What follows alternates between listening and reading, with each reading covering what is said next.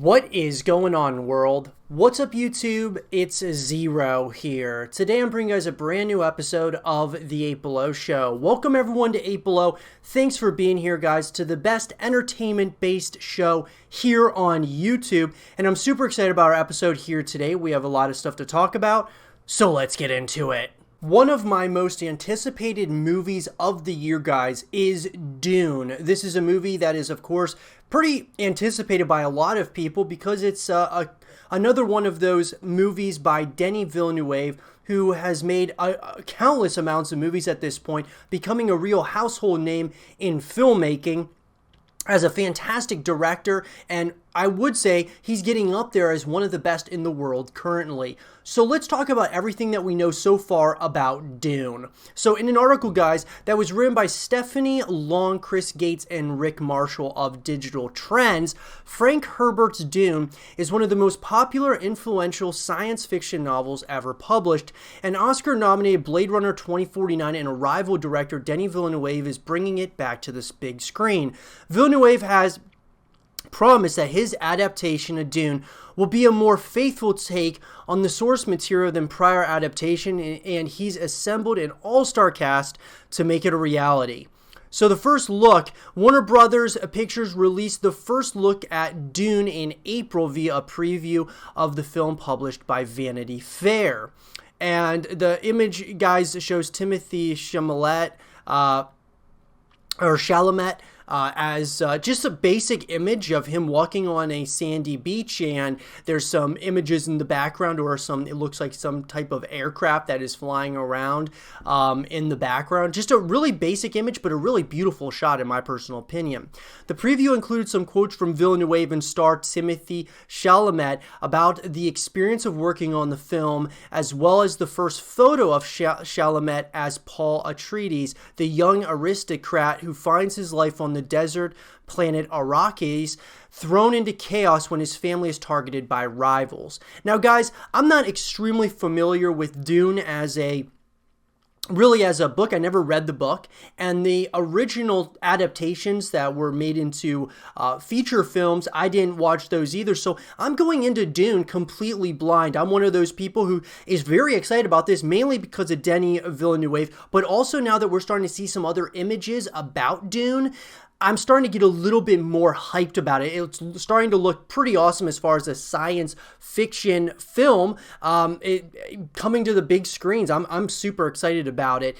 As far as the cast is concerned, guys, in February 2019, reports confirmed that Legendary Pictures added a superstar trio to Dune's cast. Josh Brolin, who menaced the Avengers as Thanos, will play Paul Atreides' mentor, Gurney Halleck, and then meanwhile, Star Wars actor Oscar Isaac will trade his X-Wing for a sandworm as Paul's father, Duke Leto Atreides, and Aquaman himself, Jason Momoa, will reportedly play Duncan Idaho, the only character to appear in all 6 of Herbert's Dune novels. And so that's one thing I'm really interested about, guys, is Dune is a series that is spanned over 6 novels. So the question is Denis Villeneuve just kind of starting this and then they're going to continue onwards with other directors moving forward, or is he in this for the long haul? If I know anything about Denis Villeneuve, he reminds me of Christopher Nolan. He's probably, one of those directors who kind of just wants to work on a number of different films, but I think it would be awesome for them to really build a franchise here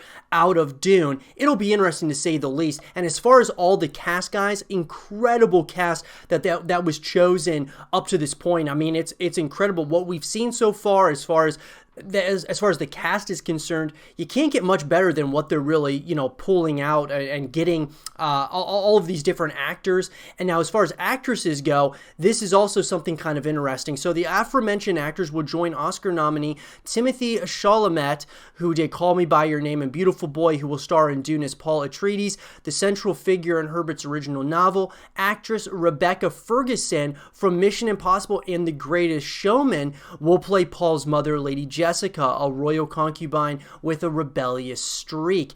As if the cast wasn't filled with enough familiar faces, Dave Bautista, no stranger to either space operas or Villeneuve films, joined the cast of Dune in January 2019. Around the same time, Thor and Good Will Hunting actor Stellan Skarsgård was announced in the role of Dune villain Baron Harkonnen, the story's vicious antagonist and head of the rival family that rips apart Paul's privileged life. And then finally, Ferguson's The Greatest Showman co-star, Zendaya, will also play a role in the film, as well as No Country for Old Men villain Javier Bardem. The latter will play Stilgar, the leader of the indigenous population of the desert planet known as the Freemen.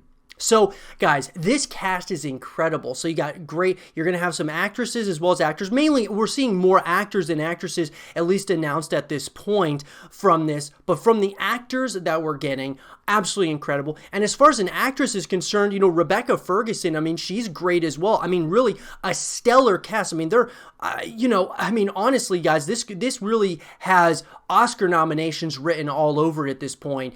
And so I'm just hoping that it's that good.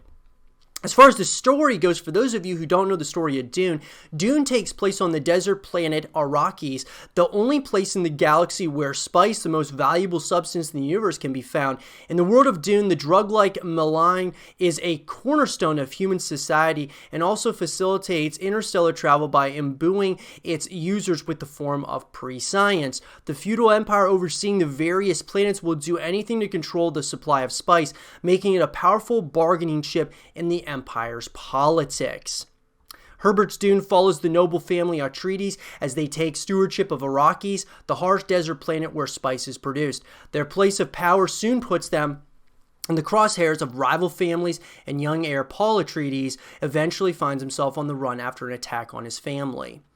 So with that, guys, you know what this kind of reminds me of a little bit? Even though obviously this is science fiction 100%, one thing it kind of you start thinking about is Interstellar, because they're talking about interstellar travel and such, and different planets and things of that nature. So it might feel somewhat like Interstellar at certain points. Obviously, a totally different story, but that's what it kind of reminds me of. This is almost like Denis Villeneuve's Interstellar to Christopher Nolan's Interstellar, obviously, who made that. And the legacy, Frank Herbert's Dune is one of the best-selling science fiction novels of all time for a reason, but it has had a difficult time making the leap from page to screen. As chronicled in the documentary Jodorowsky's Dune, filmmaker Alejandro Jodorowsky first tried to turn the book into a film in the 70s, but was stymied by a lack of funds and a script the size of a phone book. David Lynch brought Dune to theaters in 1984 with Kyle MacLachlan, Patrick Stewart, and Sting in key roles, but his take was a commercial and critical failure despite its ongoing cult appeal. A Sci-Fi Channel miniseries released in 2000 gave the story more room to breathe and hewed closer to the source material, but failed to make much of a long-term impact. Early reports suggest that something Villeneuve will adjust in his adaptation of Dune. While Villeneuve respects Lynch's vision, he told Yahoo Movies that the upcoming film will be going back to the book and going to the images that came out when I read it. So it's interesting, guys, that, really any adaptation that's happened from Dune up to this point has pretty much failed at this point, just hasn't really garnered the success. And I think that people are wanting to see a successful Dune, something that's a real take, within as far as a movie is concerned. Whether it's, funds from the past, I mean, obviously the technology now, guys, that we have as, in the filmmaking industry, there's a lot of opportunity there. To make something really special, especially something like Dune. And then on top of that, guys, you have someone like Denis Villeneuve, as well as the stellar cast. It's got Oscar nominations written all over it, but is it going to hit home? Because, of course, guys, with Denis Villeneuve, some of his movies hit, others just don't hit as well. His Sicario did great, Arrival did great, but all of them have, obviously pros and cons within the fan bases. And a lot of people will say some people didn't like Arrival or didn't like the ending of Arrival. People didn't like Sicario and how they, kind of where they took that franchise, even though they made two of them. And obviously, Denis Villeneuve only directed one of them. But still, people just, there's mixed emotions with some of these movies. And I think Dune might be some more of that, kind of like mixed emotions. But I think if it gets nominated for a number of things, guys, it's going to be the true Dune Dune adaptation that we've all been waiting for. And up to this point, guys, we know a lot, but we know a lot of nothing if you really think about it. As far as we can kind of base a lot of speculation upon, the Dune books and such, and kind of lay what might be the Dune movie. But when you really think about it, I trust Denis Villeneuve. We saw Blade Runner 2049, and that blew my expectations significantly, even though once again it was kind of one of those torn types of movies where there was a lot of people who liked it, a lot of people didn't like it.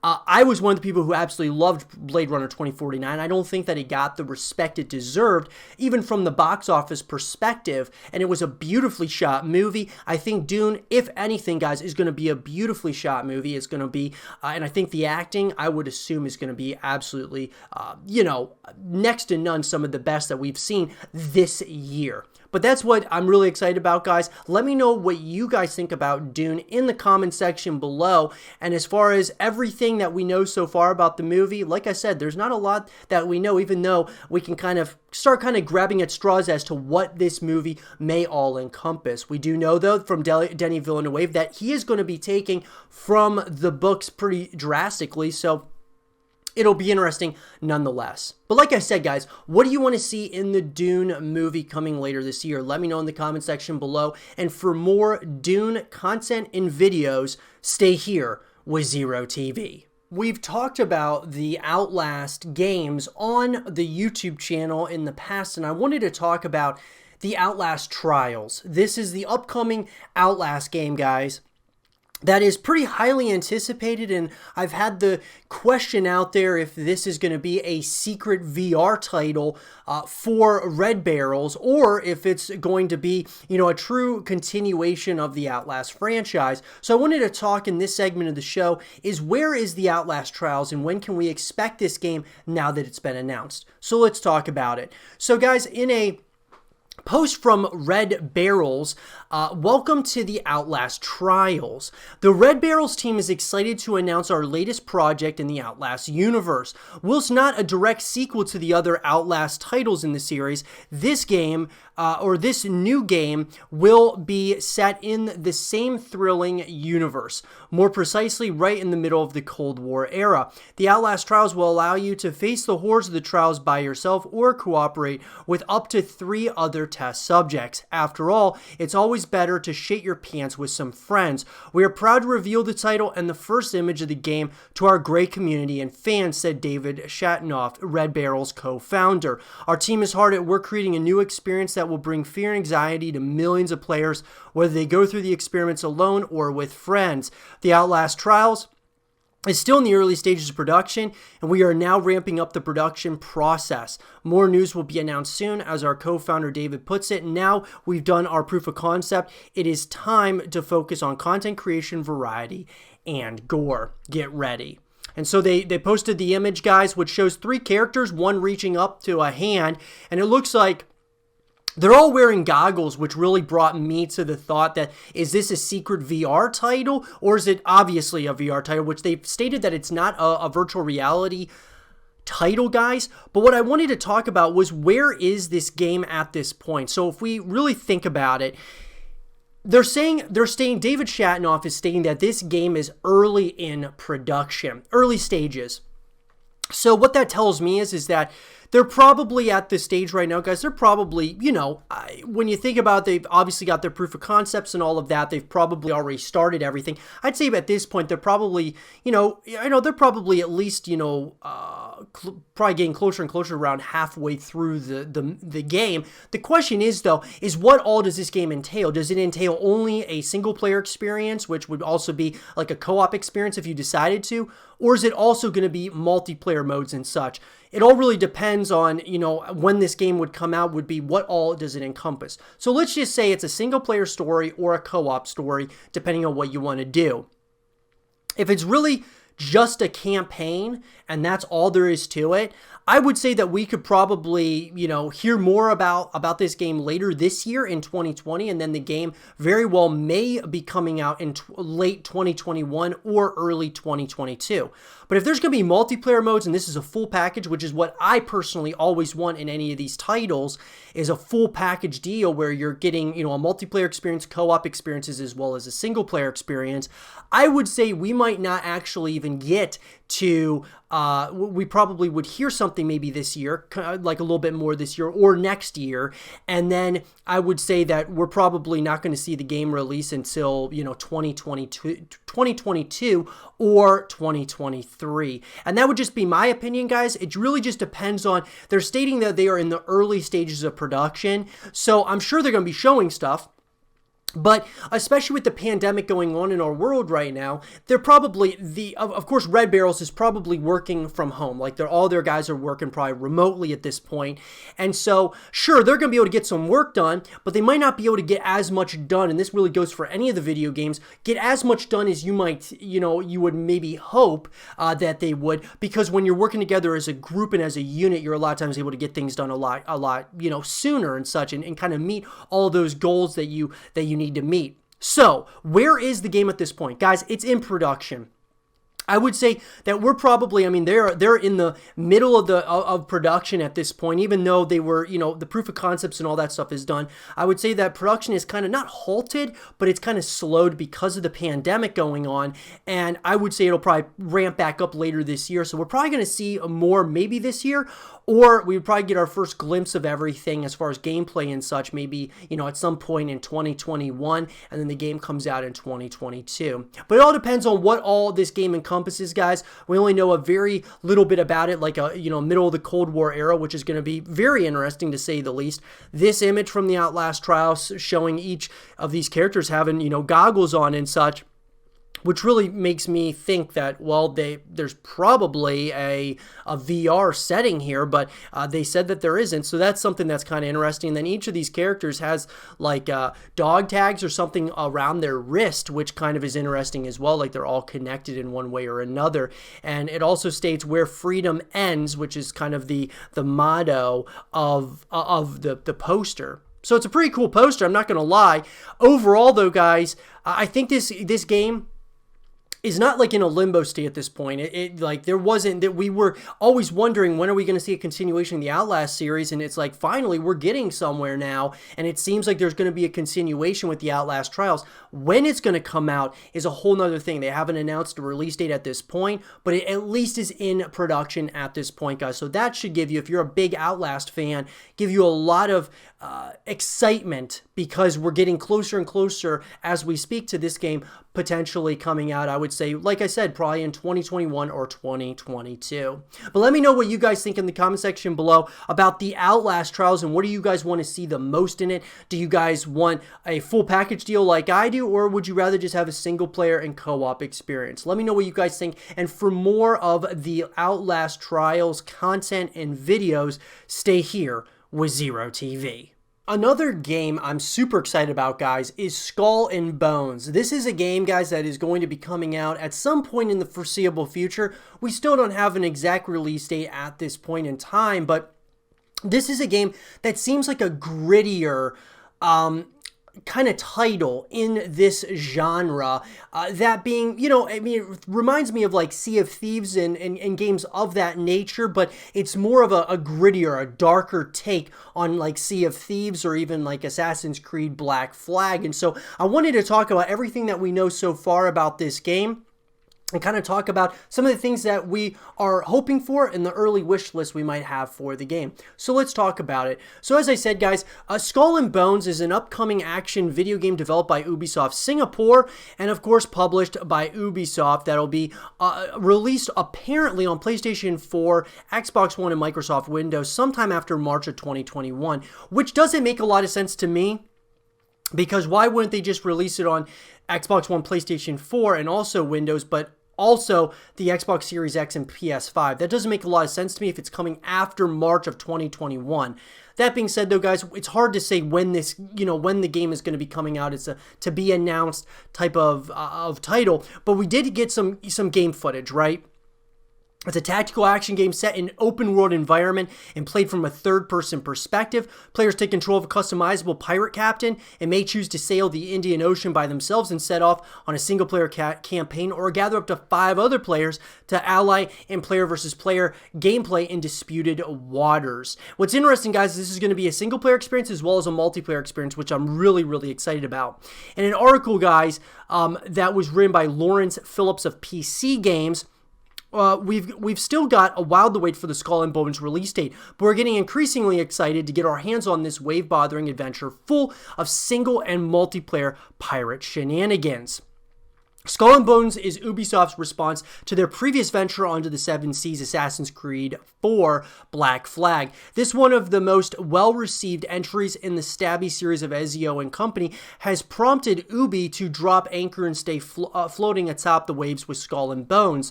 And so, Skull and Bones, as far as the release date is concerned, after a delay shortly before E3 2018, pushed Ubi Salem up into 2019. It has been confirmed that there will be another launch setback and there will be no Skull and Bones at E3 of 2019. We thought the Skull and Bones release date was sometime in 2019, but now the game won't land until the end of Ubisoft's new fiscal year. That means the Skull and Bones release date is March of 2021, but then it was pushed again, guys, to March of past March of 2021. The studio in charge of development is Ubisoft Singapore, previously contributed to the Assassin's Creed games, including the Black Flag naval combat system, but this is the studio's first project as lead developers, and so one thing I'll say, guys, is that they're really trying to take a lot from Assassin's Creed 4 Black Flag, which I really like, but there's been a lot of speculation around Assassin's Creed as far as the next upcoming title, that being Assassin's Creed Ragnarok or Assassin's Creed 5, that they're going to be maybe taking things from Assassin's Creed 4 Black Flag, that being like the Viking era within like Norse mythology and such. So I'm kind of wondering, maybe because of Skull and Bones, they're not going to go in that direction. Those leaks and rumors are false for the new Assassin's Creed game, but I don't know why they would do Skull and Bones, and then they would also do an Assassin's Creed title that are both kind of based at sea. I don't really know the logic there as far as the marketing, from a marketing perspective, but nonetheless, I'm very excited that they're taking some stuff from Assassin's Creed 4 Black Flag, because that was probably the last really great Assassin's Creed game. In some ways, Skull and Bones' gameplay looks very similar to Black Flag's naval battles, albeit with some new bells and whistles. Taking us back to 2013's Assassin's Creed outing is bracing as an enemy ship is ready to fire. You can ready your crew for impact to reduce the damage taken. Bouncy hunting ships called Pirate Hunters also try to take you down if you're making waves too much, so to speak. There's plenty of scope for Skull and Bones ship customization. While your ship classes allow you to choose between agility and brute strength, you'll also be able to tweak your vessel with different weapon and crewmate types. Legendary chests might be one of the ways we can unlock cosmetic items to customize almost every last part of our ship, including the helm wheel and figurehead. So planning each attack is as important on the Seven Seas as it is in your hideout. Your crow's nest-based spyglass is Skull and Bones' answer to the detective vision from the Batman Arkham games. It allows you to a sneak peek at the cargo of your target, their level, and how they'll react to you roughing them up a bit. If your foe looks tough, you can steal the sails from other ships to blend in and strike when they least expect it. Keep an eye on wind, speed, and direction in combat is crucial too. If our sails are facing against a strong wind, you'll find yourself in irons, in other words, a sitting duck for your enemies to effortlessly pick you off. Once you're in an attacking position, be aware from the sails and hull of Skull and Bone ships have separate health bars, so focus on enemy sails to stop them dead in hull if you're looking to board.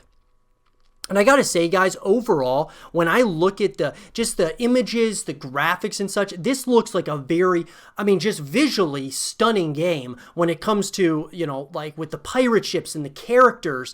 And then, of course, like I said, it feels like kind of a more gritty and dark Sea of Thieves game, which is something that I'm really excited about. I think that is something that they probably are going for here in a way. Feels like maybe they're going for a little bit of Assassin's Creed as well, which is great as well. But this feels like a a dark and gritty type of story, and even a dark and gritty multiplayer experience. Frigate is an armored warship bristling with cannons that gets into the thick of battle with siege mode. Brigantine comes equipped with a deadly front-facing battering ram, and Sloop of War fitted with mortars and long-range cannons, a veritable sniper of the sea.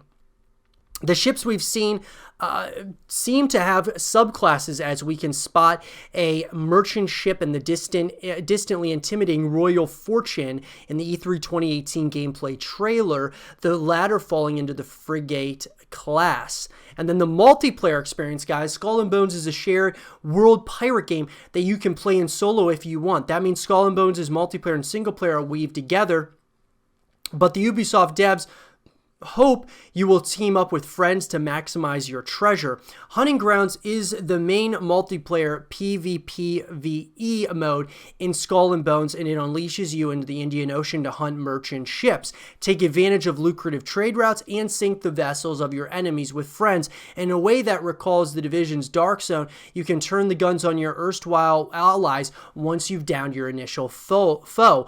The solely multiplayer mode is Disputed Waters, in which you and up to 4 mateys against a rival gang of thieving varmints to sink ships and claim their spoils. Deadly Encounters rounds off the multiplayer modes for Skull and Bones, but we know nothing more besides the name so far.